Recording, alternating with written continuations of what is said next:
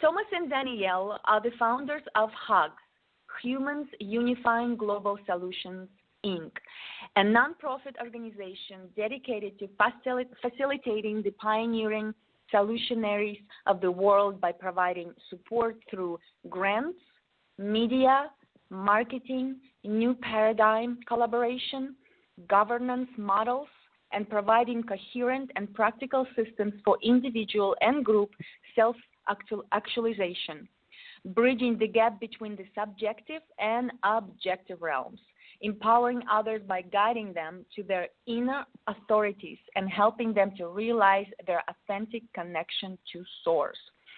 They are on a mission to help the human realize their wholeness so that the human can assume its reintegrated role in the whole.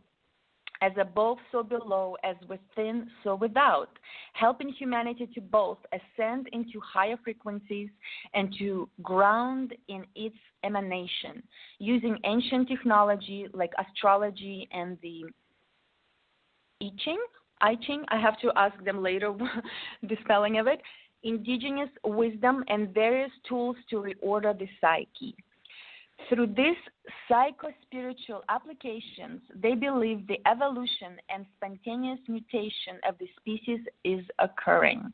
As they begin to reclaim, or as we all begin to reclaim our true creative powers, taking on the responsibility and honor, we realize that each one of us is an infinite creator, and we truly begin our relationship and communion with all that exists as a now active participant. They're currently living in Costa Rica, working on their marketing company Triple Bottom Line and their light language project. They're researching, documenting, and implementing the best practices for communication and collaboration models like sociocracy, and holacracy. I guess I'll have to ask more about that later. Being out of the state for the last 4 years and traveling Central and South America in various communities has provided them with a great insight and experience as to what some of the biggest dilemmas are in this consciousness regenerative movement. The internal and the external work needs to coincide. Awesome. So Stephanie is still running a little bit late, and she will be joining us. She had a tiny bit of a crisis with her kid. But I am going to bring Thomas and Danielle so we can jump into the subject and move forward. Good evening. Hello, Thomas, Danielle. How are you guys? Hi. Oh, hey, we're excellent. How are you? I'm good today. Loving this amazing weather here. I'm sure you guys have even better weather.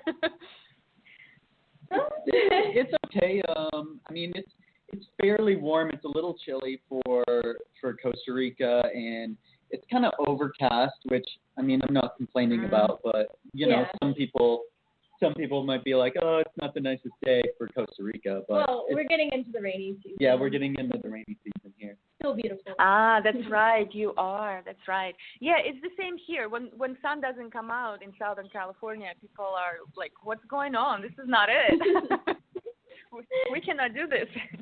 Yeah. We're spoiled. Yeah. Well, anyway, guys, I'm so glad you were able to join us because I know that you've had some weather challenges, I think. So.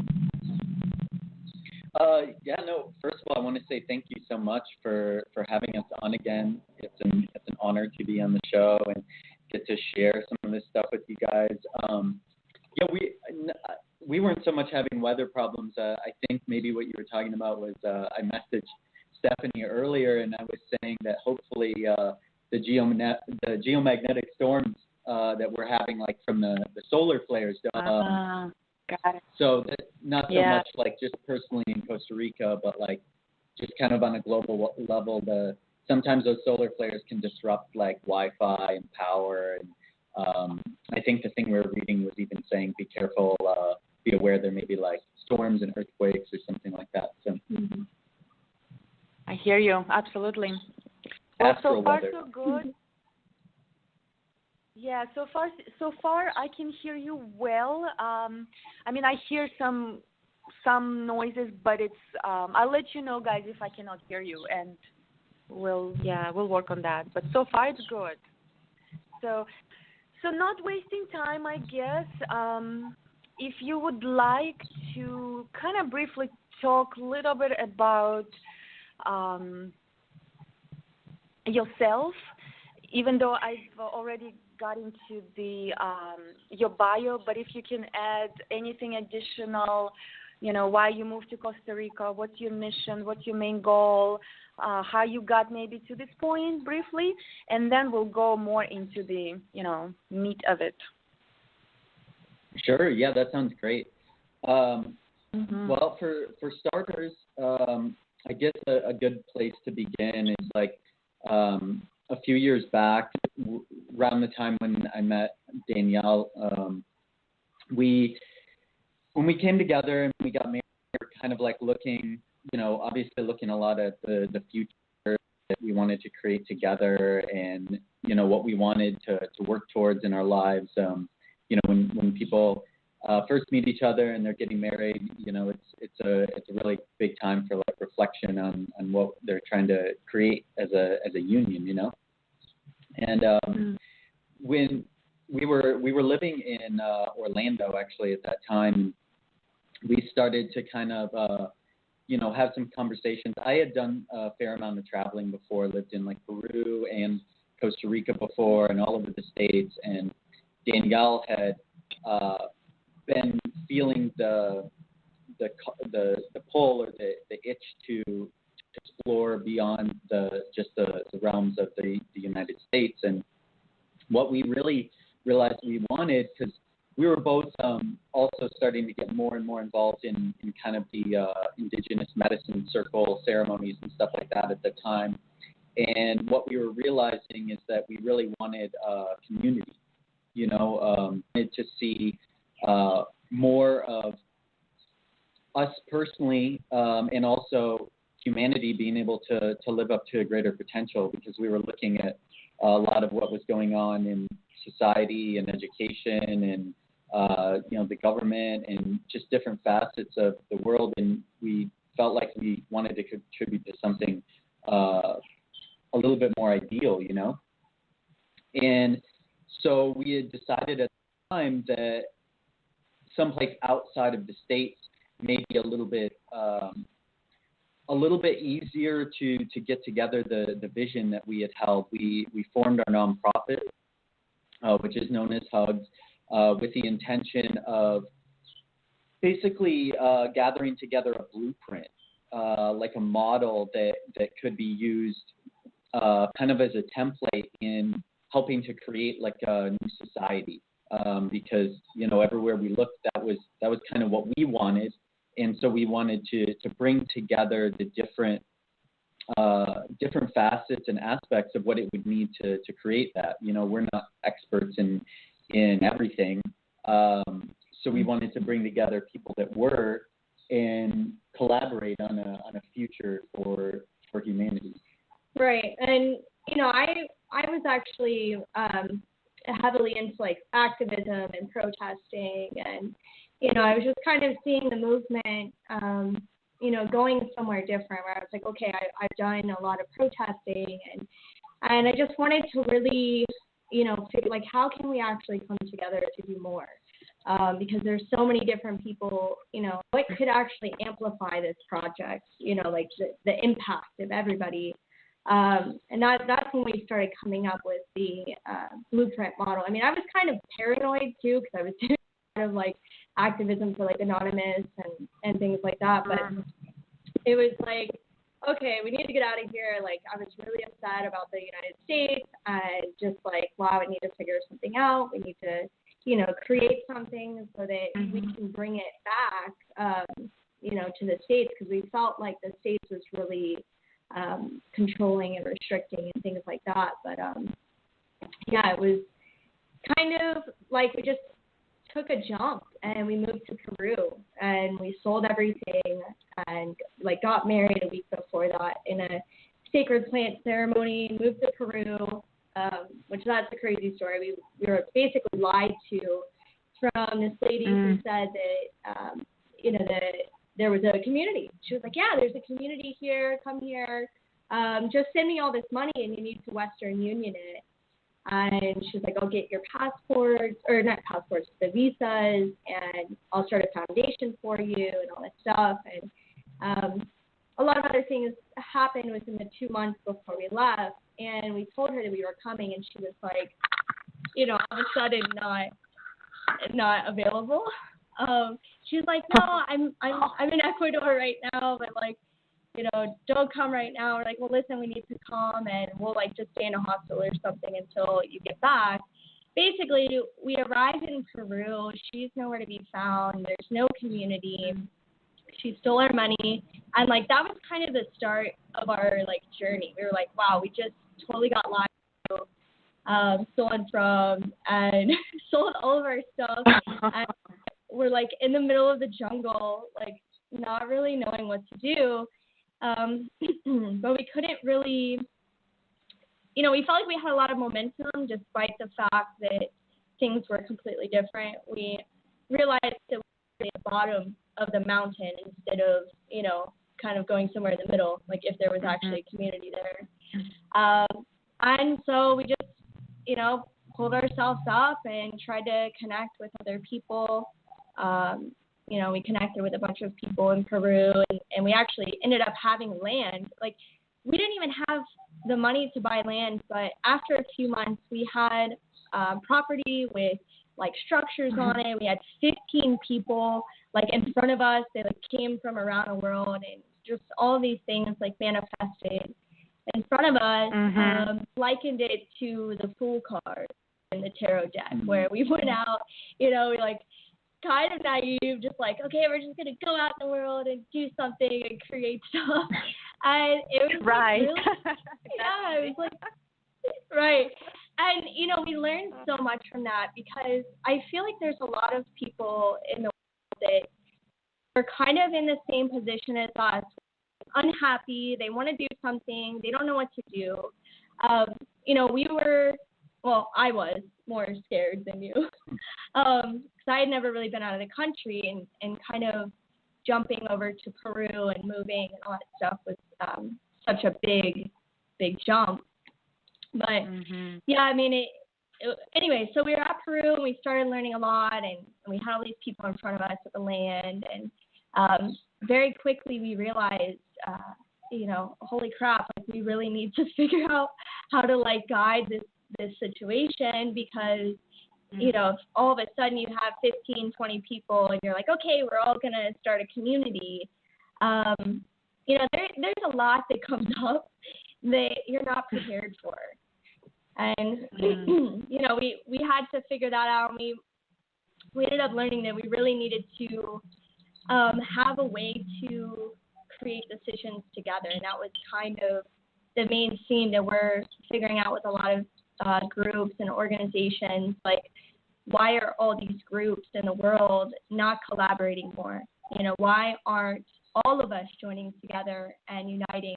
And a lot of it comes down to like not having the knowledge of holistic collaboration models, as well as, and that includes really like when we say governance models, like when you read our biography about sociocracy and holocracy, are taking us from where we used to be in a hierarchical, pyramidal shape of organizational structure, to a more circular, collaborative, transparent, fair, and effective way.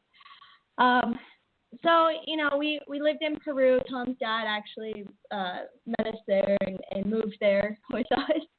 And he's actually now in Costa Rica. He followed us to Costa Rica too. So he's right next door, which is really cool. But yeah, and then we went back to the States for a little bit. I was going to this ceremony called the Moon Dance. Have you ever heard of that? Moon Dance? Moon Dance? No. I mean, I probably have heard of it, but not specific. Maybe you can fill us in.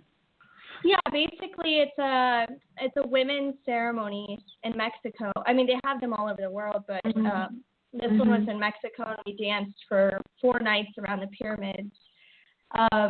You know, fasting and no sleeping, and during the abuelas, or the ones that are there to impart their wisdom, you know, during workshops during the day. So I had flown from Peru to Florida to go to Moon Dance, which that, you know, opened up a lot in me, and Tom, because he was assisting with it. But, you know, we kind of decided that where we were in Peru was not quite what we were looking for. You know, it was like deep in the jungle, and it wasn't really like the universe was kind of directing us to go somewhere else. And then we met with a few friends who were, you know, going to go to Costa Rica and buy land, and we ended up buying land here in Costa Rica and coming to Costa Rica last year. And speed forward to now, there's a bunch of synchronicities that have led us to this really unique town called Tinamase in Costa Rica. And it's kind of like this, you know, collection of like experts, well, expats and experts, and like gurus of all types, you know, like permaculturists and natural builders, and there's healers and medicine workers, and you know, farmers, and a bunch of organic food and land and all these things here that we felt pretty called to come here. Yeah, and you know, just to continue that a little bit.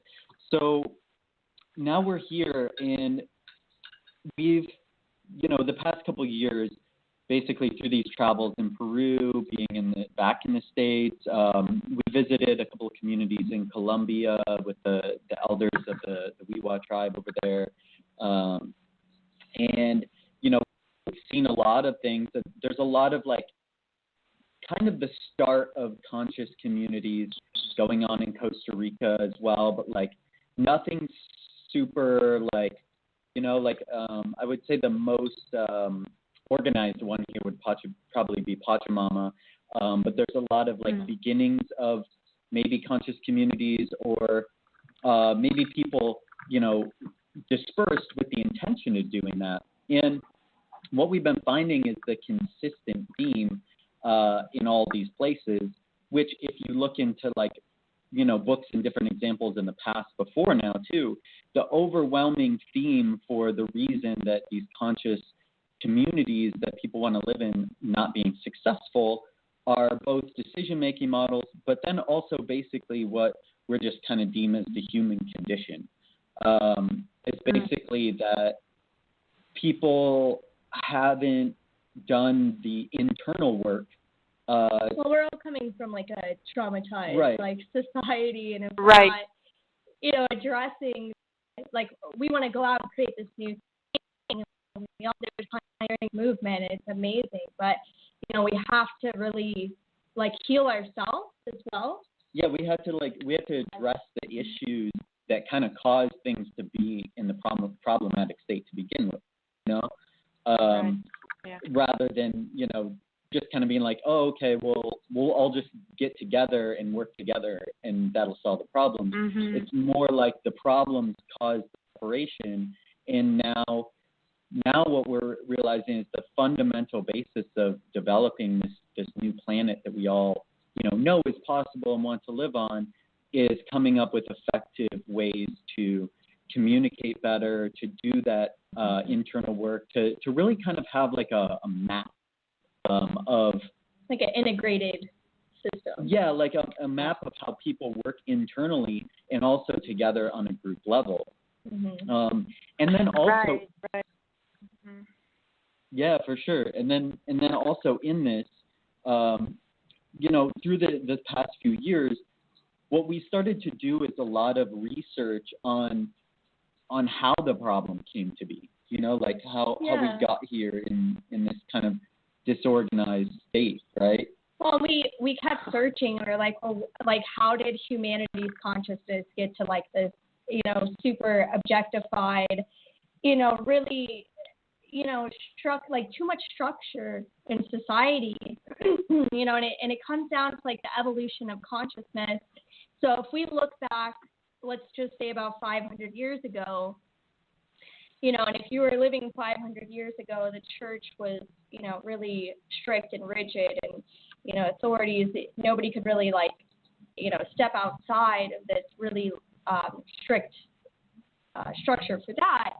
And Copernicus, and he basically did some calculations, because back then to think that the Earth was the center of the universe. You know, we felt that everything is revolving around us, and with the whole, you know, religious authorities and structure, we also were putting our power out into like these religious authorities and gods and things like that.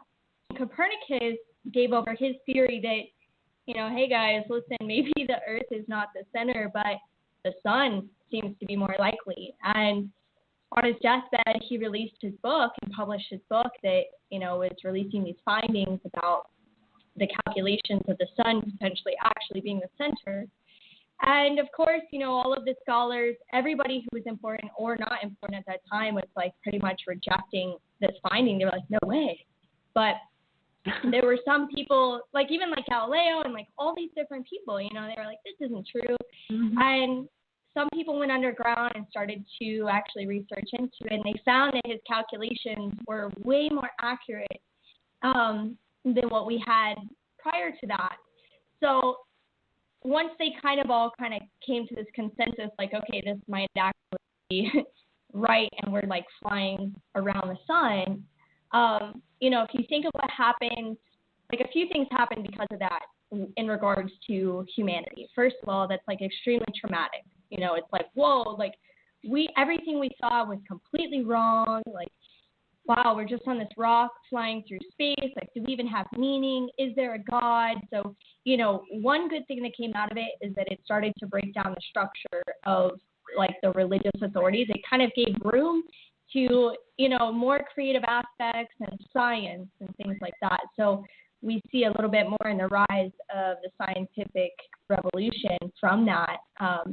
And in that, you know, people were so freaked out. They were like, well, we can only trust what our five senses can measure. Okay, so immediately we see the tear in between the dimensions of the subjective and objective, the separation of like spirituality and science really, you know, and it had started happening before that, but this is where it really kind of started to tear. And part of the fear that set in, this you know, this hunger for objective reason came out of the Black Plague too, was because you know the plague took over, and so a lot of people got very, very scared. So many people were dying, and people were, you know, looking at some, because the plague happened, people were looking at some of like the, you know, the current methods of healing and belief systems and whatnot. They started to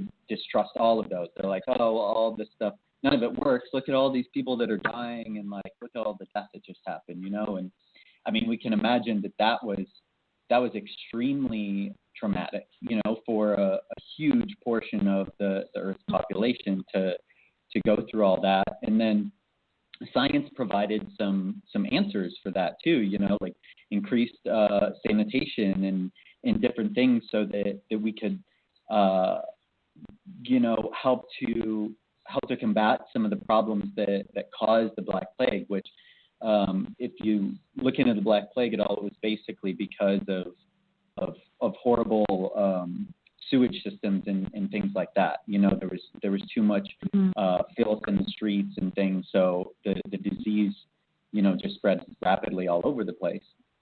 And of course, we know, like, science, a lot of good things have come out of science since that started. Like, you know, we live longer since then, and you know, a lot of different things that are very beneficial, technologies and different things like that.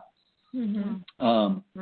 Yeah, and then from there, you know, like many years later, Freud, so like another displacement of the self, because as we see these displacements, so then we displaced ourselves to like the sun as being the center, and we were like flying around it, And then Freud did the same thing with the self. You know, he handed the self, or like, you know, what is making our decisions, over to the subconscious, which was also another, you know, situation where we're going, well, wait, like, what is in control? Like, what is motivating us? What's going on? And this has kind of been the ongoing, you know, energetic signature that humanity has been going through on a subconscious and conscious level. And the way that we feel about it, too, is that we are almost like separating. Well, we definitely separated from the whole, like, to a degree. You know, we became a part, and there's the whole. You know, it's like there's us, and then there's something outside of us. And that's kind of what the whole scientific revolution, you know, has kind of came to be. And we are at the, I would say, kind of like a pinnacle moment in history where, you know, it's gotten so objectified that we are so feeling, you know, very disconnected. And what they've found, you know, scientists have done a lot of, and especially astrologers have done studies on this, that whenever there are, you know, an extreme rise in some sort of like structure, like right now our government is really kind of controlling and things like that. They also find a rise in like the counterculture, and it goes through these different transits, and they can actually measure it with the outer planets, you know, and find these different things. So right now, even though there's seemingly a really strong hold on the government, you know, corporations and things like that, there's actually a huge uprising of people like all of us, you know, that are really trying to get reconnected. And then we found out about this. If we take into account, like, we are in a womb, okay, and we start speaking to our subconscious through symbology, you know, we can kind of think kind of like in this cosmic womb, and that may have been why we had to separate ourselves out from the whole, you know. Yeah, like, what we're trying to say guys, here hello, is... hello. Yeah. Oh, yeah, hello. Let's go for a quick break. We're going to pick up right here, division. Okay. So let's go for like a couple of minutes commercial and take a break, and we'll bring you right back. Okay, awesome. All right. Vaccines are required for students, employees, immigrants, military members, and international travel. Do you know how to legally avoid them? This is vaccine rights attorney and Freedomizer radio host Alan Phillips. My vaccine exemption ebook can help you avoid the mistakes that have cost others their exemption rights. Get the authoritative guide to vaccine legal exemptions, an ebook available at freedomizerradio.com and vaccinerights.com. Let freedom ring throughout the land.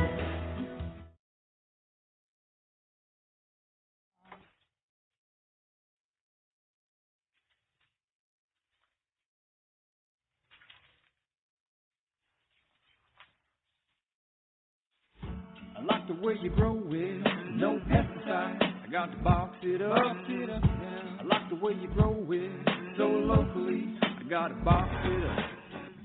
I like the way you grow it with no GMOs. I like the way you twerk it, no diggity, no doubt. We've got squash and peas, pollinator bags for all your bees. Melons you wanna squeeze. Yes, please. Yes, please. Hey, now that plant looks good. I wanna grow it, I wanna taste it.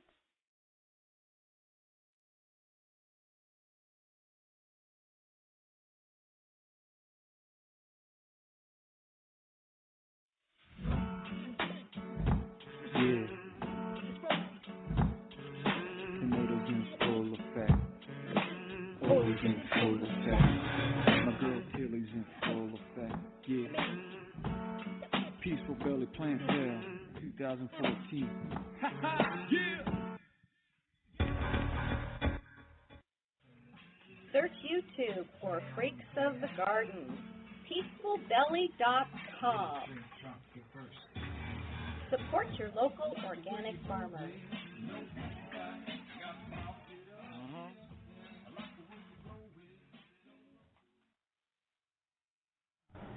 Body and Soul Awareness is a radio show geared towards anyone ready to reconnect with their true selves and get back into balance. Spend 90 minutes with us, Stephanie and Oksana, business owners and friends who are eager to discuss the importance of taking responsibility of your own well-being. We are two ladies on a mission to be the best possible version of ourselves while helping others to do the same. We will share our own life experiences and practical knowledge of how to take responsibility of your own well-being by implementing lasting lifestyle changes. Yes, there are lots of toxins out there. Yes, there are lots of bad things going on in the world, and even people with bad intentions. But no, we are not here to talk about that.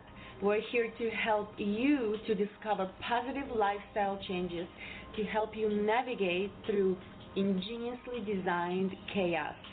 Join us and our guest speakers while we discuss topics like natural living, nutrition, skincare, healing arts, consciousness, meditation, self-awareness, spirituality, herbalism, body, energy, movement, and more. Join us live every Sunday at 3 p.m. Pacific Standard Time on freedomizerradio.com.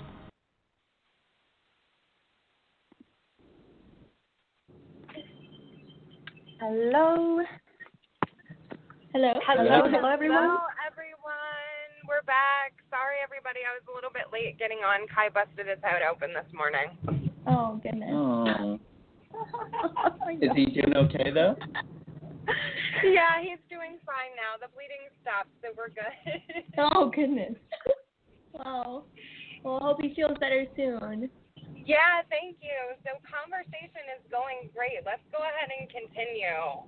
Awesome. Okay, sure. Cool. Thank you. Yeah, we were just, discussing getting more into the symbology of kind of what's going on with humanity and how a lot of people see it, and also kind of like our twist on it. And we were talking about being in the womb and how we can correlate humanity's current, consciousness and what we've been going through over the past, probably many centuries, but why that's happening. Yeah. So. Sorry Yeah, about the phone. the noise in the background there. There's a truck going by. But yeah, so essentially we were talking a little bit about the objectification of reality. As we shifted from believing that the Earth was the center of everything to the sun, and then Freud displaced the identity in his works to the subconscious, leaving humanity, reliant on objective reason and science-based thinking and things like that, seemingly making humanity feel very disconnected from nature. And what this did is, on the fractal level, of course, made us feel disconnected from ourselves as well. This is, basically the rise of giving the power over to the thinking mind. This voice that we all have inside of us, basically our personality, and we akin this to kind of like like a virus of sorts. I'm not trying to demonize it or anything, but this disconnection, right, is very kind of virus-like in how we look around the globe, and we have a lot of destruction going on in certain areas, and we see a lot of disorder and chaos seemingly, right? And what's interesting, and what's interesting is if you look into science, they've actually found out that there is a coherent virus that kind of mirrors what's going on psychologically in humanity, and it's called syncotin. This is basically a recent discovery that they found out that for mammals to have existed and have wombs, so that they could basically be mammals and not some other sort of organism, there was a virus that was entered into the DNA, which is called syncytin. And these types of viruses actually happen to help evolution all the time. They're called endogenous or endoviruses. And what they do is they change the DNA in order to cause some sort of mutation so that life can basically take a new direction and create some sort of new organism.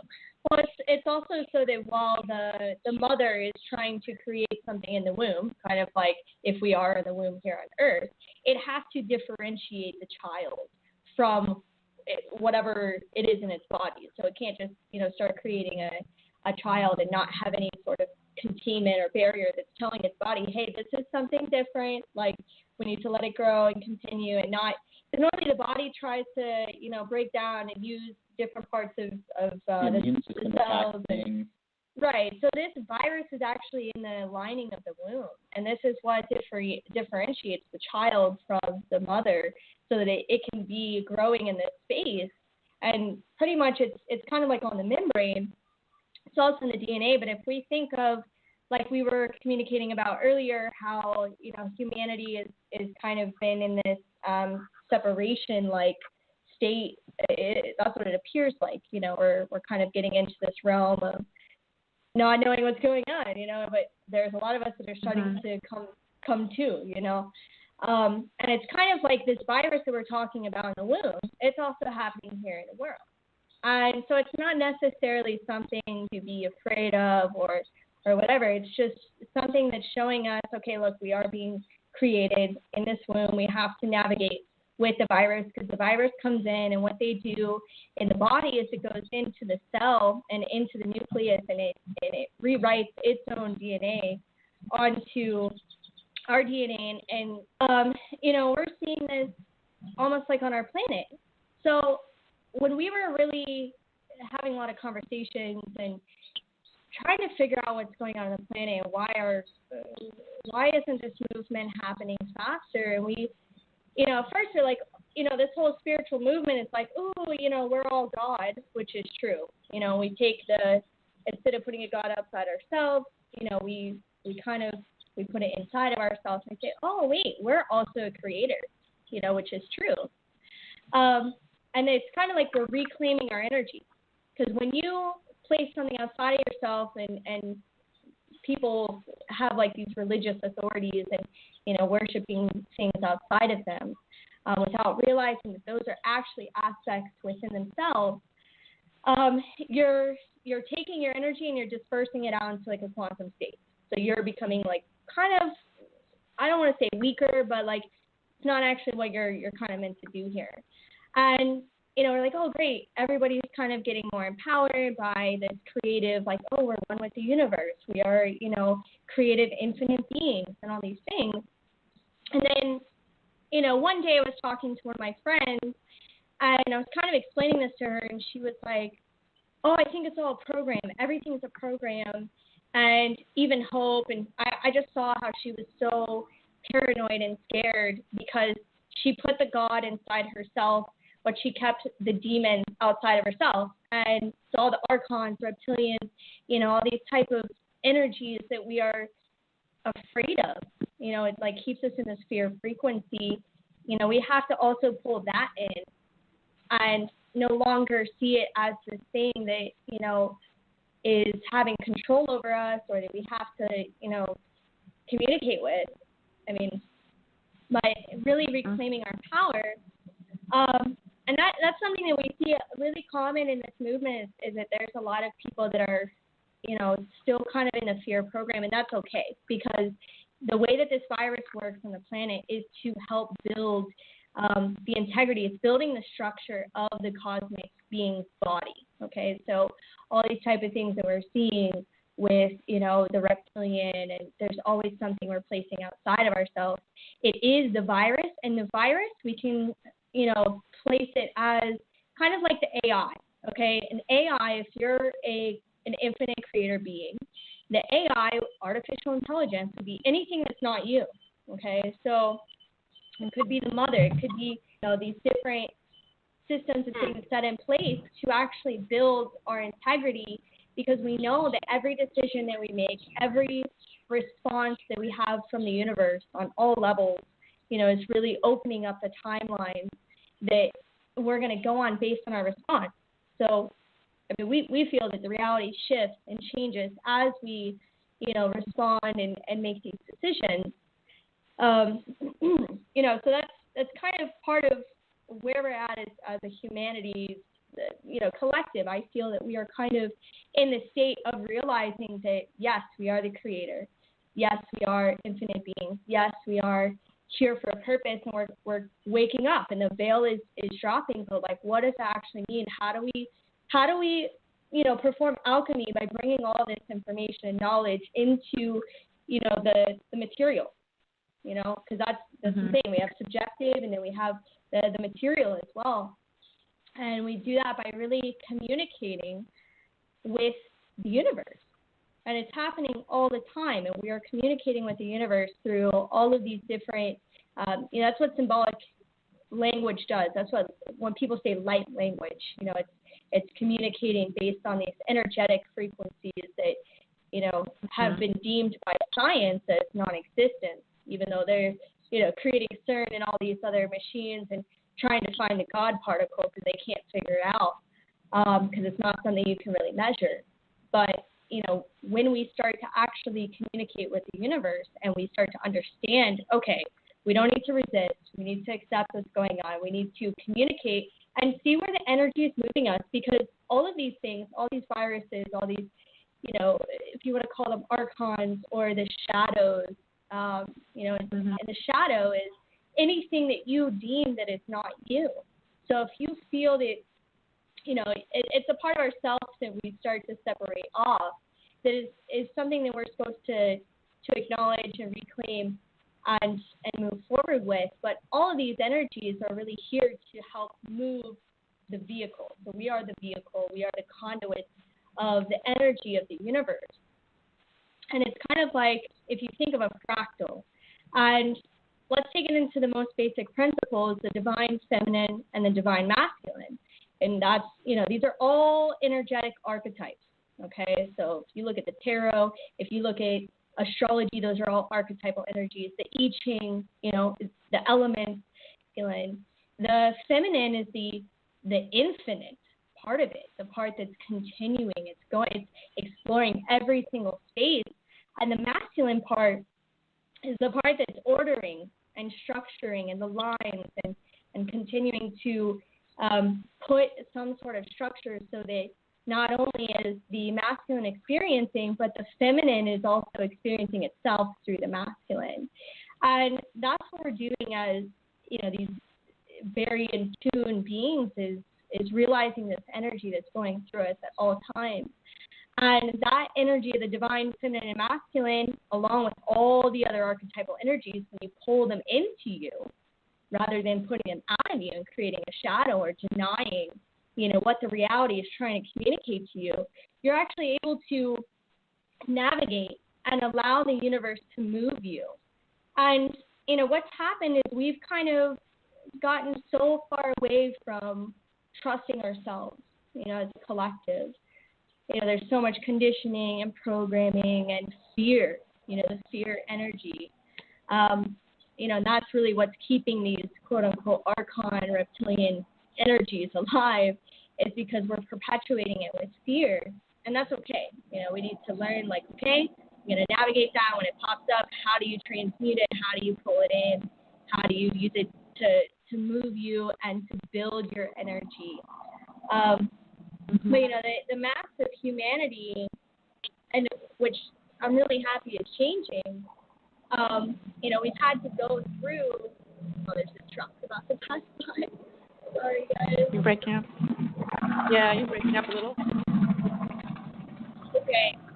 Can you hear me now? It's a little better. I can hear you. Okay. Yeah, a little better. Okay.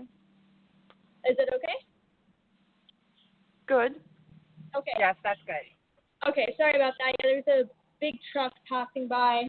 But yeah, I feel that a lot of humanity is starting to wake up to, reclaiming their power. That's why you see all the protesting around the world. You see the spiritual movement, and a lot of people going out in the world like us trying to create something different because we feel we have the power.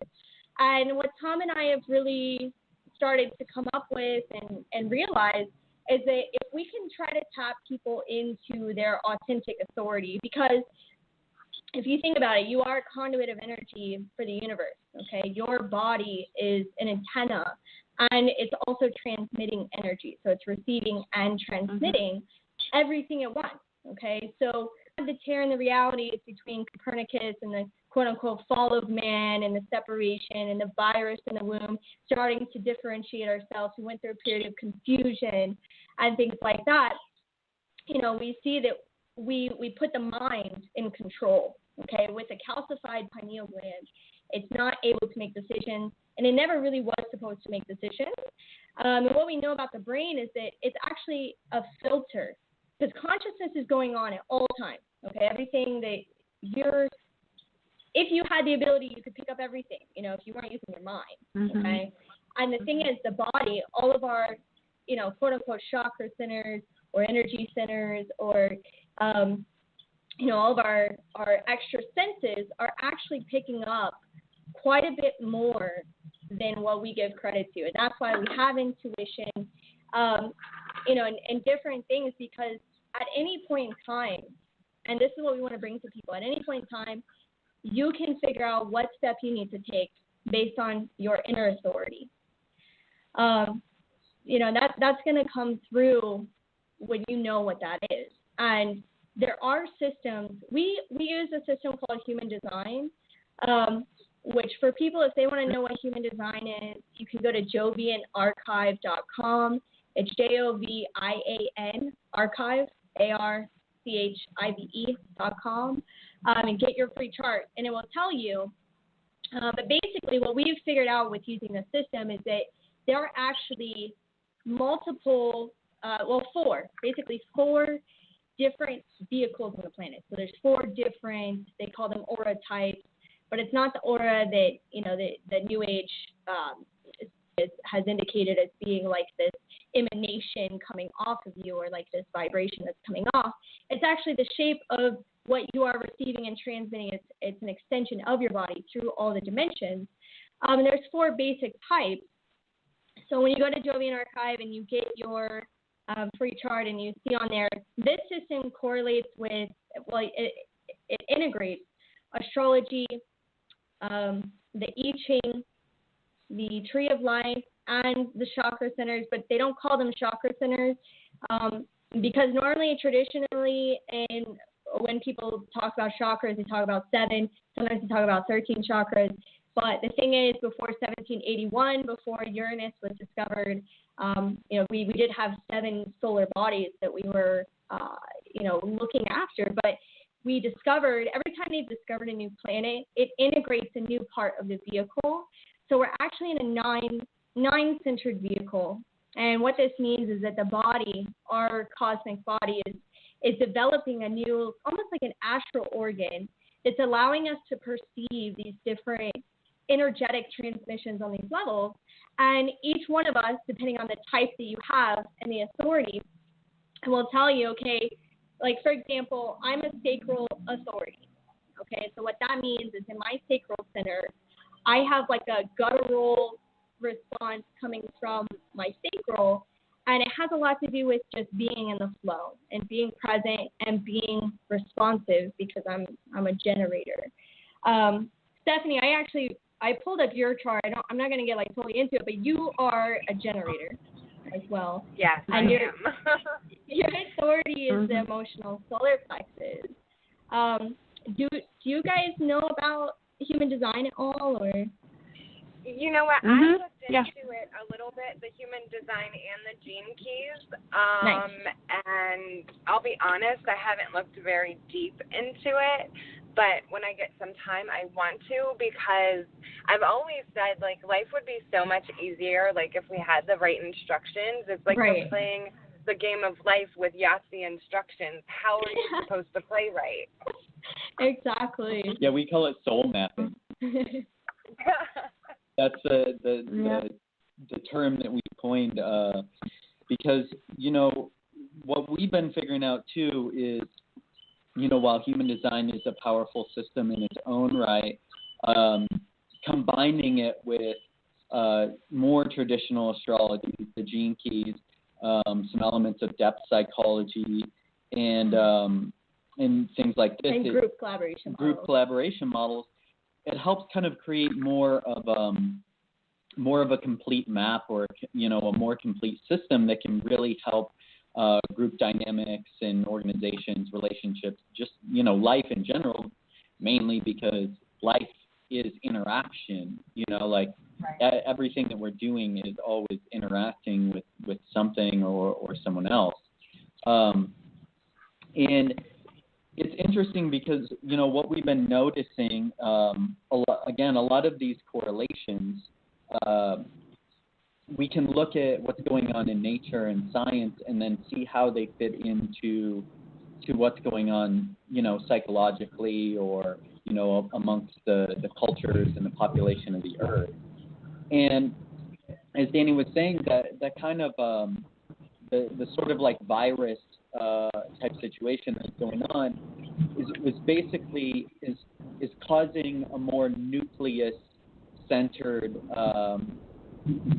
attention for cells. So this is like the main processing unit being in our mind, right? And this happens down to a cellular level as well. So like when there's the first development of an organization or an organ or any sort of system, the decision making or the consciousness is more based in the nucleus of the cell, right? And the reason that this is going on is because of the individuation process. Basically, this is kind of like survival of the fittest or something, right? So as the organization is developing, nature wants each cell to kind of fend for itself so that things grow and things split. So it's more like, there's more creation going on. And this is what was happening with our society after this shift from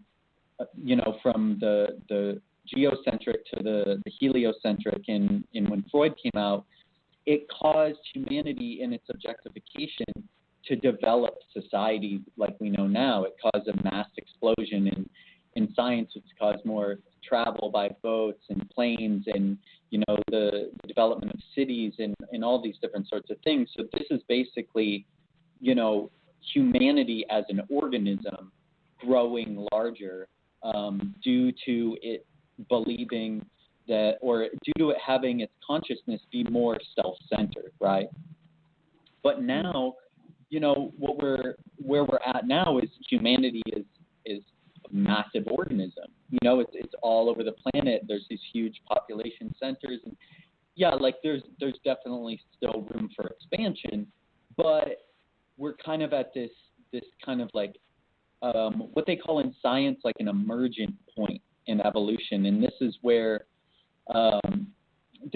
mutations start to occur so that something new and different can be created. This is like they see this happen in when they look back in history all the time, where all of a sudden organism develops some sort of new feature or new organism to adapt to the environment, right? And so what we're seeing now is the decision making or the consciousness go from more of a nucleus or mind-centered intelligence to the membrane, which the membrane for humanity would be more like the aura or the form, basically. The other external, they're not external, but the other dimensions. So like actually communicating through these other, because we are much more than just like our physical body. We're actually these, quite a bit more extended than that. Exactly. And I just add in here, like, he talks about, space and matter. And what he's like kind of proposed is that, imagine like we have a physical body and this is our form and it's matter. Okay. But a lot of times science will think like, oh, the form dictates the space. Okay. But that's not actually what they're finding. They're finding that the space is actually what is kind of like dictating what the matter looks like. Because when they look at space, that's where 99.99999% of all activity is happening. And then all of a sudden, the space at a certain frequency turns into matter. So it's actually like we have all this energy beyond the body that's kind of like pushing us up. It's like we are like literally bursting up, from this infinite space, which is like the divine feminine. The womb. Yeah. Yeah. Kind of. One sec, Danielle. We have to go to a commercial, but we will be back with the talk about space. It's actually a great topic. Awesome. I am developing my second package that has run over. I know, but space is awesome, and it's totally true, because we think matter creates space, like you said, but it's actually space. So it's an awesome point you made. So let us go to commercial, and we'll be right back. Okay. Are you looking for a new place to shop, eat, and save? Are you sick of paying full price? Would you like to save money at the places you enjoy most? Well, here's a popular savings book that is full of coupons catered to your local area. It's called Save Around. This book is full of exclusive discounts to help you save money around your town. Yes, that's Save Around. You will save money at restaurants, department stores, cars, even flowers. When I take my family out, there are 7 of us. The average meal was about $110 to $140. Last time I took them out, and I'm holding a copy of the receipt right here, the check originally was $120. With the Save Around book, our meal cost $82 at a place we go to quite often. Who knew? And there are a few places we found that we are going to check out. View the books in your area before you buy. Go to freedomizerradio.com or barefootislegal.org. Just click on your city, and within a few days, you will be saving money around town with your new Save Around book. Does the media ever deceive the public? A white plane, a very big jet, was flying in an unusual pattern near the White House over Lafayette Park. Very slowly, it made one circle, and then... Are the media and their sources trustworthy? New York State and New Jersey will get their first doses of the swine flu vaccine. The H1N1 virus has made thousands of people across the country sick. Many have died, and some worrying that it could grow into a full-blown pandemic. Where does our mainstream media get their news? All this enjoyment is brought to you by All the Things Sweetened with NutraSweet. There's a reason why we want to own these guns. We're going to have to come together and take meaningful action to prevent more tragedies like this. That was President Obama Friday suggesting it is now time to reopen the national debate on gun control. The media tends to march in lockstep with the government. Who is responsible when the media fabricates the news? When the public is constantly fed messages that are potentially leading us into a war that may not be necessary, it's not fair to the American people, and it's not fair to journalism, because the truth isn't being told here. We found out that CNN International is actually making money from the Bahrain regime. They are a customer of Bahrain. Bahrain is paying CNN International to create content that shows Bahrain in a favorable light, to then air that content on CNN International.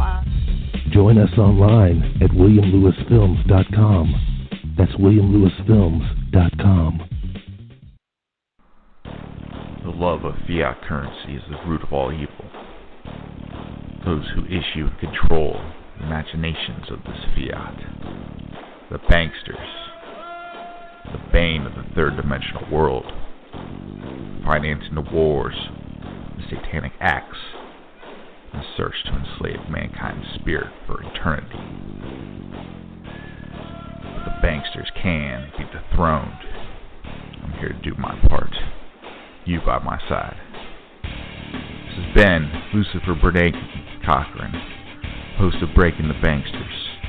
live radio show airing 6 p.m. Eastern, 3 p.m. Pacific on Freedomizer Radio at freedomizerradio.com. I'm here to sell you investment advice, DVDs, online seminars, Bitcoin or gold or 401ks or any of that.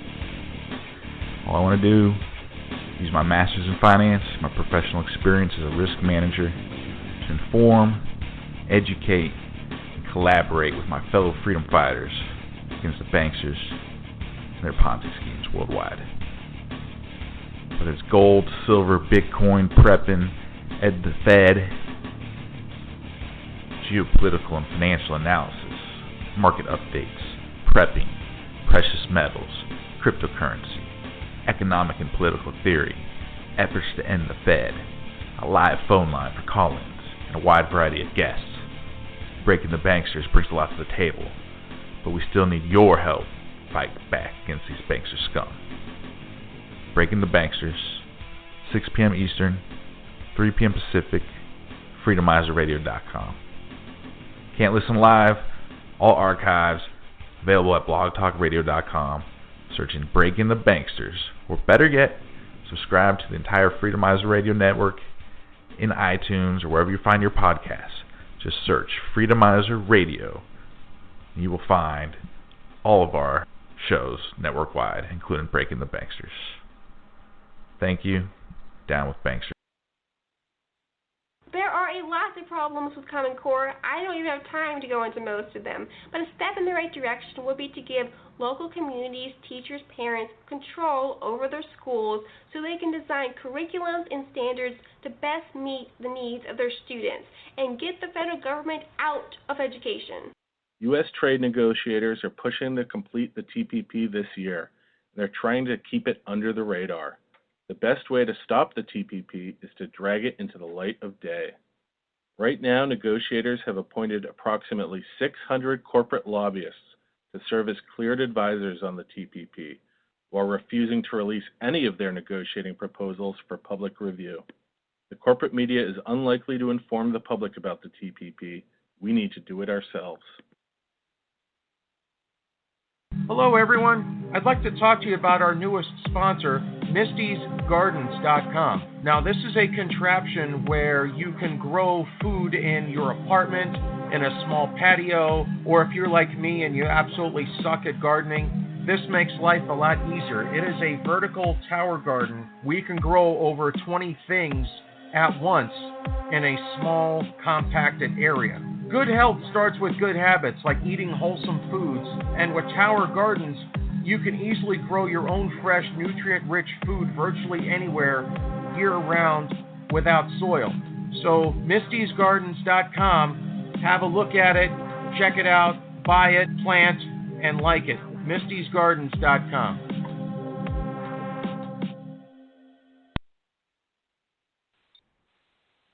Hello, everyone. We are back on air with Thomas and Danielle. This is the couple that is on a mission to help humanity to realize their holiness. Indeed. Mm-hmm. All right, guys, are you there? Yes, we're here. Can you hear us? Yes, that's good. I can hear you well. Okay. Awesome. Okay, so I guess so we can just continue. kind of just pick back up.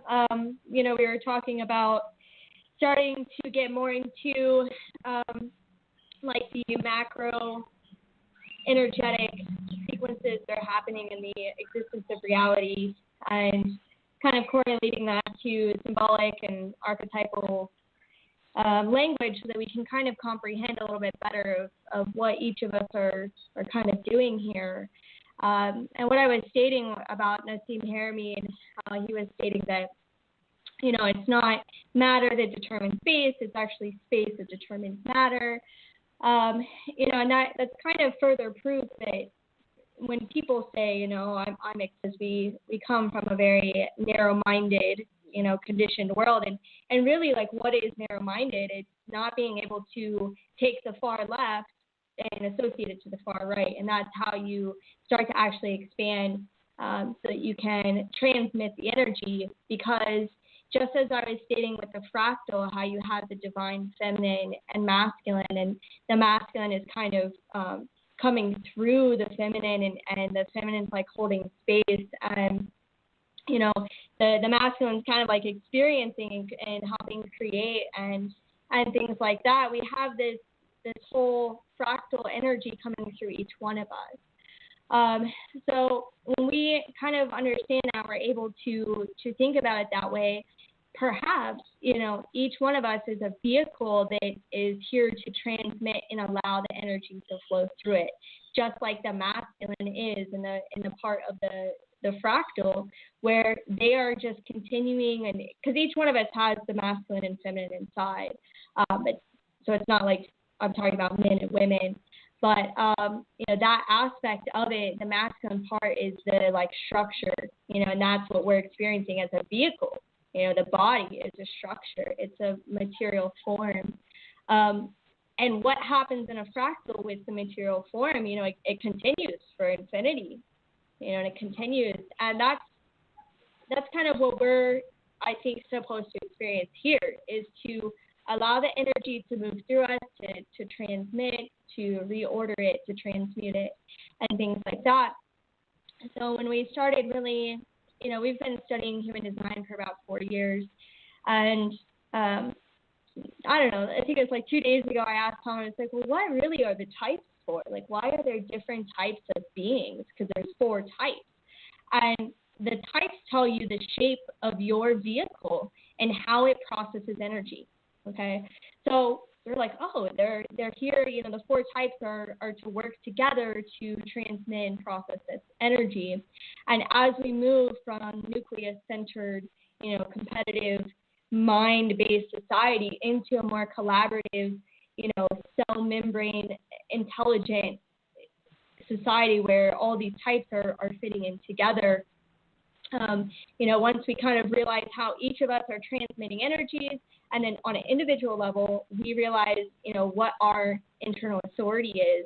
And that's basically an aspect, or like an organ, if you can think of like an astral organ of your body that is picking up exactly the information that you need as a vehicle, as a being, to help you to make the best decisions and like never let you down. You know, it's always something you can trust. And that's really going to return people's authorities to their internal. And that's what's happening. Like, you know, a lot of us are trying to come into our power, you know, and there are tools and maps and compasses that allow us to actually tap into this energy so that we can be proper conduits for the universe. And that is how we're going to align and restore the balance of the energy. Because right now, when we had the tear of the reality between the subjective and objective with the evolution of consciousness I was telling you about, the energy that was trying to come through us, you know, what happened when we didn't transmute it and transmit it correctly, it led us into a state of like constricting. You know, they say the wound, right? The wound is also, it's interesting, it's also spelled, or you could say it differently, it's wound. You know, it's like the energy that was trying to come through us got wound around us, and that's how we have this, what they call the Maya, or the juxtaposition of these realities that is creating the material. And it's a little bit confusing right now. You know, we're kind of like, wait, why is a lot of people suffering? Why is there destruction on the planet? So what would you need to do to start really correcting that is start to unwind and process the energy. And that's being able to communicate, being able to, as the energy comes in, you know, not spiritually bypass. Like, don't just throw unicorns and puppies at everything. You know, like, realize the reality of the situation and hear what's being, you know, like, hear what's being called, like, out of you. Like, okay, this situation, you know, I need to do something about it as the vehicle. Something is happening, and you check in with your authority. So again, mine is the sacral. Stephanie, yours is the emotional authority, so I can give that as an example as well. All of our centers in our bodies, there's 9 of them, again, because of Uranus, and we've discovered more planets after that, so we have these extra sensory organs that we're picking up on. But yours is the emotional center. So each one of the centers receives a different, it's like different dimensional energies. So So each one receives a different dimension. And yours is the emotional center. And what that means is that you'll receive and process energy in a wave that goes from hope to despair, hope to despair, hope to despair. And it's kind of this wave where you are able to receive the entirety of the emotional spectrum, so that in the middle of it, once you pass through the whole wave, you then will have a clear knowing of what decisions to make, where mine is a sacral decision. So mine is like in the moment, and the sacral center, which you have a sacral center defined as well, but basically it communicates to me. So there's a part of my body that actually will communicate when somebody asks me a question, or the universe is trying to send energy my way, and I'm being called as a conduit to do something about it. Rather than acting off of brainwashing, conditioning and TV, trauma, the wounds or the wounds that came over our DNA, and the vaccines and GMOs and corruption, which that's the other side of the juxtaposition of reality. Rather than focusing on that, like I can actually tap into my internal source of awareness that's going to open up the timeline. And that's what, Tom and I have kind of been really experimenting with. And the thing is, though, like these energies, like everything is a fractal. So I can say I am going to make decisions from my sacral center, my authority. I'm going to reclaim my authority, but it's at a cellular level, just like it's at a macro level. And the cells, as we know it, takes 7 years to replace all the cells in your body. So it's a process of deconditioning, and deprogramming. And the thing is, you just want to start adjusting your frequency of your aura, of your, taking your, instead of your mind, which is interesting how they call it the government, because it's like they're governing the mind, and that's what they're doing with the brainwashing and all these things. And that's the governor of your, right now, a lot of people put the mind as the governor of their body and how the energy comes in. And so it's like restricting and constricting the flows of energy. So rather than, continuing to be on that path and being a nucleus-centered being, we start to put the energy on the, the other organs that we have in our bodies, these astral or energy center organs, to be able to tap into the infinite universe. And once you start doing it, your aura or your whole body immediately starts to change frequency. And the more that you start to align with your being's purpose, and you're opening and you're going through on the correct timeline, rather than being in a quantum state, because of the juxtaposition of the realities, when we make decisions that aren't in accordance with our highest purpose, we actually are being thrown into like this quantum reality where we're opening these timelines of infinite potentials, but they're not always like what we want to experience. And, yes, they're perfect and divine and everything like that, but that's why the AI or the virus is coming in to push us back into the center, push us back into our true purpose. But these are the type of things that we want to bring to the people that we feel are going to have the most impact. So the solutionaries on the planet, the people that are like you guys and us, and people that are really starting to pioneer this movement of reclaiming our sovereignty on an individual and a collective level, because that's where humanity is heading, And as we start to bring in these tools and we start to realize, like, okay, we are in a divinely ordered universe. I've had people tell me, like, well, I don't believe in astrology. And I'm like, I don't believe in it either. It's like, it's not a belief. Like, I know enough, you know what I mean? Like, I know enough that, like, I'm in a fractal. Like, I don't need to believe, I don't need to say, oh, and I think a lot of that comes with, like, the misconception that, astrology or the planets cause, that's the macro. I mean, the macro is the planets. And some people think that the macro, oh, you're saying the macro is causing the micro and what's happening on the earth. But that's not actually the case. It's just showing the fractal. So if you look in the macro, if you can take your step back and you look at the planetary positions, which, planetary positions themselves are telling you the energy, shining the light to certain people, and it's also showing you like where shadows are and like and you actually. Danielle, you're breaking up. Oh no. You're breaking up right now. Okay. Let me see. Yeah, I just don't want people to miss what you're saying. Okay, can you hear me now?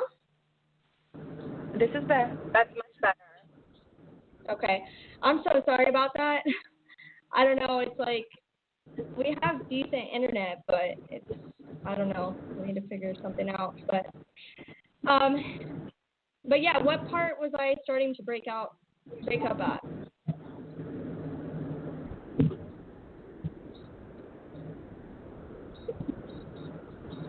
Hello? Hello? Believe in how you are a fraction. Hello? Yes. Can you hear us? Yes, that's good. Okay. Yes, I was stating about the astrology and just continuing with how the universe is always communicating with us.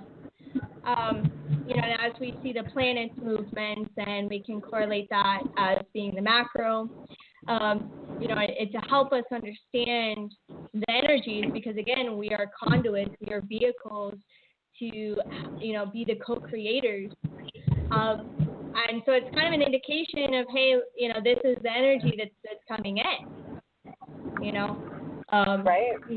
And the same thing with the I Ching, which the I Ching is over 5,000-year-old divination system of the elements, okay, and they use 12 elements. So just kind of like how astrology is a divination system that, correlates the macro of the planetary system with the micro, us on Earth, the I Ching correlates the combinations of 12 elements and their correlation with the energetic signatures that happen to map out over the 64 codons of DNA.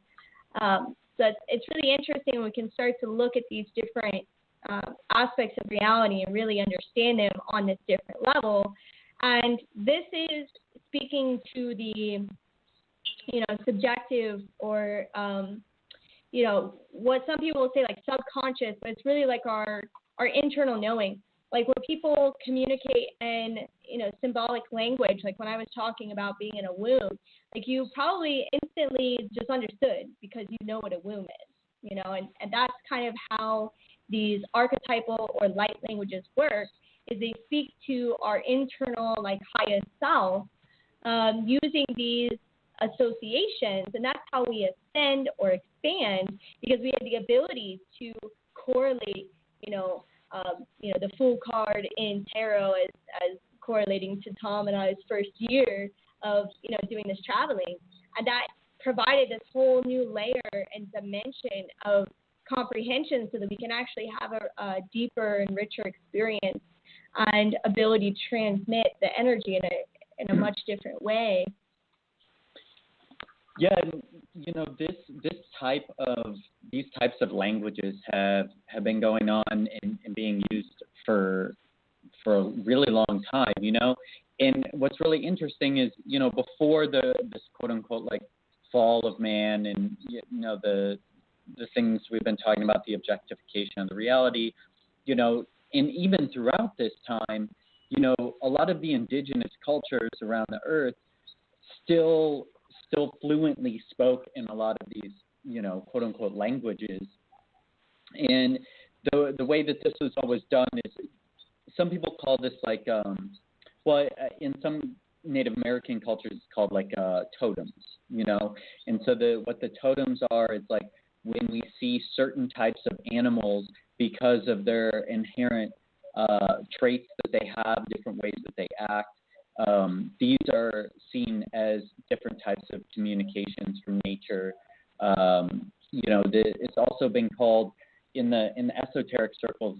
It's also akin to what's been called the bird language or the green language, and this is where we get into a lot of like the work that Carl Jung was doing with synchronicity, which is basically realizing that in every moment, that our external quote unquote surroundings are communicating something to us, right? It's just a matter of what's called sensory gating. In psychology, in study of the brain, there's a term called sensory gating. And what sensory gating is basically our consciousness or brain, in particular, let's just talk about the brain in this case, has certain filters, right? And this is what makes it so that when we are doing some sort of activity, we're not getting all of the sensory stimuli all at one time. Because if we were getting all of the sensory stimuli all at one time, it would be pretty utterly chaotic at a lot of times, because they found that our brain, our mind is always recording everything that goes on around us. It's just a matter of our awareness and our attention kind of being brought down or focused on a certain level, right?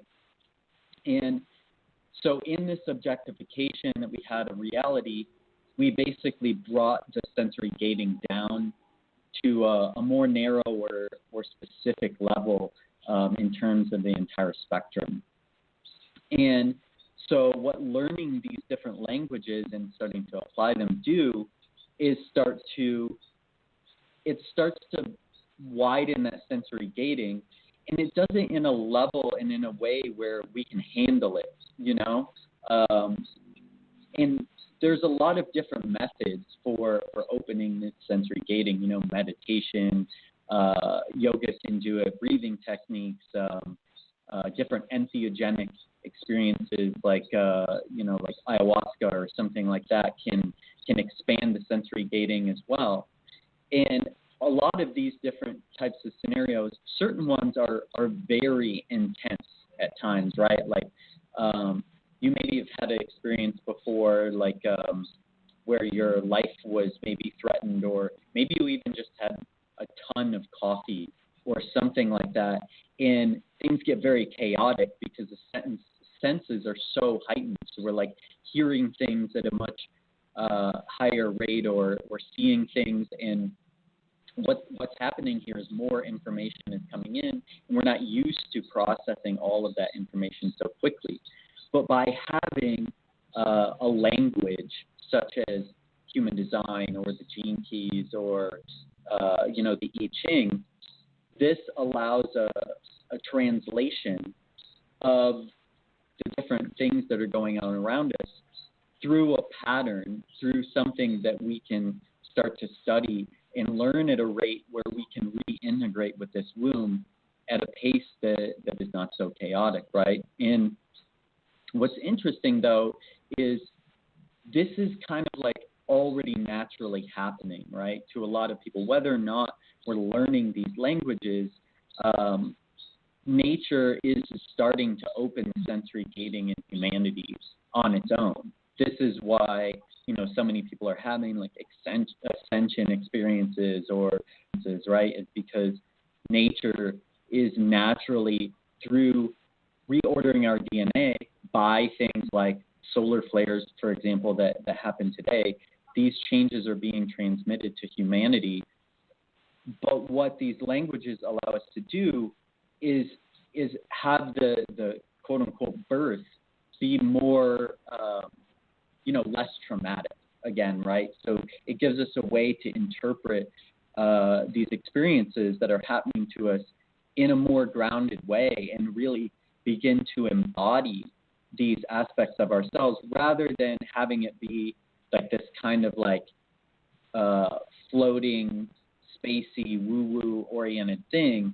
It's allowing us to actually ground these frequencies and these experiences of this expanded sensory gating into our day-to-day world, and also come up with a way where we can speak about it to one another, right? Because that's really important too. Like a lot of people that are going through these ascension and awakening experiences, we have these things that happen and we're like really troubled to try and explain them, right? They're like, oh, like, I don't know, this entity came in and experience or whatever. I had this really crazy thing happen to me the other day. I don't quite know how to explain it, right? So it's so funny you say that, Thomas, because one of my biggest problems is that I cannot articulate into words a lot of the things that I've experienced. Exactly. Especially to people that don't know anything about these kind of things, you know? For sure. Well, and yeah, that's true.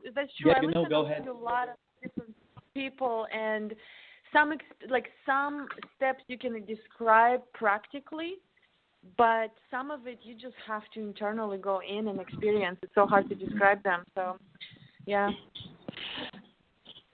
We will go to another commercial. Let's go to another commercial, and we can restart again. We're going to extend our show today a little bit more because you guys are needed here. we must need your information. So let's extend the show a little bit longer, but for now, let's go for a brief commercial break. Okay, perfect. Right? All right, cool. Standard Time on freedomizerradio.com. Hello, everyone. We are back on air with Thomas and Danielle, and we're talking about everything. How to become how to become a sovereign, whole, complete being, and help the rest to do the same. So, all right, guys, I know we are on the path to continue this for a few more minutes. I would say about another 20 minutes. We'll do that. And, let's do this. I don't want to stop. All right, awesome. Well, thank you. So, just so everybody knows really what all of this information can do for you and what we hope that it helps you do is really to tap back into your inner knowing, and that's what, for all kind of communicating and making decisions from our own internal knowing.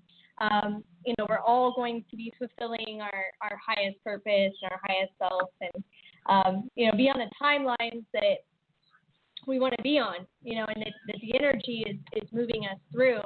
Like I was stating earlier with the fractals and the decisions that you make and how that kind of correlates almost like what your fractal shape is going to look like. We can start to rewrite the quantum energy, because quantum is basically, it's just like in flux, and it's not really written in. That's 0.9% of the DNA is junk, and that's because whenever they look at it, it's in a quantum state, so they can't really see what's going on, and they're not really taking a look at the whole picture. They're trying to identify specific, parts of the DNA. So what we want to do is by, tapping ourselves back into our inner authorities, reclaiming our shadows. We're pulling up the shadows, reclaiming it. So that includes anything that we're handing our power away to or rejecting. We are here to transmute that. So we pull that in, and those are actually going to be the aspects of ourselves that when we pull them back in, from being out in that quantum state, that they actually turn into like our superpowers. Okay, so we are able to bring in, aspects of ourselves that we feel are shadows, and bring them in. And that's one of the great things, too. I think it was Stephanie, you mentioned earlier that you are familiar with Richard Rudd's Gene Keys system. Yes. Which, if people out there don't know about the Gene Keys, you should definitely check that out. Because it identifies the 64 archetypes, which again, the I Ching is the 64 combinations of the elements, and it gives you very specific, practical, examples of what the shadows are. There's 64 of them according to the system. They also map out on your DNA. So this is, when people are talking about DNA activation and, evolution and making quantum leaps and the mutation of humanity and, the veil is lifting, what we're really doing is taking these aspects that we, quote unquote, don't like and transmuting them. That's like what we're here to do. And when we do that, we start to kind of like write or code the junk and put it from a quantum state into the timeline, into the fractal, and that's how we're changing, the shape and the energetic signatures and what we're working with. So as kind of like a homework, I would say for the group. Do you want to talk about that? Yeah, well, I just came up with an awesome idea. What I was thinking is, because we just recently came out with a brand new webinar. It's called the Life Codes, and the free webinar. Well, what I was going to say is normally we have been charging for it, but as like a kind of like a special gift to you guys and the listeners of your show, what we wanted to do is offer it to you guys for free. The only way that we can do this though is because I don't have like a web address that it's at right now. Is if anyone who's listening wants to email us, we can send you the link directly to our webinar. And if you also want to, what you should do first is go to jovianarchive.com and get your type, and then email us, and then we can email you the webinar, and it will give you a great introduction to this material and how you can practically start tapping into your own authority. Well, and maybe we could send them like the link of Jovian Archive, and do you guys have a place where your listeners can go and like access? Yeah, definitely, guys. We'll post the link to our Facebook page. It's facebook.com/Body and Soul Awareness Radio. Okay. Cool. Perfect. Yeah, and then that way, people can start to, understand their entire body. It's like, okay, how are That's you? That's awesome. Thank you guys so much. Yeah, definitely. But yeah, I don't know do you guys have any questions or anything or? Well, I mean, I actually have, go ahead. Tons of questions that we probably won't be able to get into today, so it looks like we're going to have to bring you guys back another time. Awesome. Yeah, we don't have much time, but you gave us a great overview and map of history of, I guess, humankind in a sense, yeah. So it was very, very helpful, especially for those that are not very familiar or still curious and don't have enough information. So, yeah, thank you so much. And I would like to first ask you to give your kind of main contact. And we will post the website and everything on the Facebook page that we have for the radio show. But can you give us right now either your website or email or phone, however you want people to contact you for any services you have and collaboration? Yeah. Yes. Our website is hugs.world. And hugs.world, and our email is wegivehugs@gmail.com. Can you say that again? Yes, it's wegivehugs@gmail.com. That's so cute. Got it. I know. Awesome. Yay. Everyone got that, I hope. Well, thank you so much. Yes, it was a pleasure, and I'm pretty sure we're going to stay in touch because what you guys are doing, Stephanie and I, we're very much involved. We're part of the same company now, and we're doing a lot of kind of community work, or we will be doing that, and getting involved in collaboration with others. So awesome. We definitely will stay in touch with you. Yes. I feel like we definitely connect on that level for sure. We will bring you back. Yeah, we'll bring you back. Awesome. And in fact, if you have something coming up specific you want to discuss or something, just email us or connect with us on Facebook. I know you are already. Just let us know and we'll plug you in because the mission never stops. Yeah, this is never stopping. Awesome. Thank you so much. It was a pleasure, and have a great rest of your night.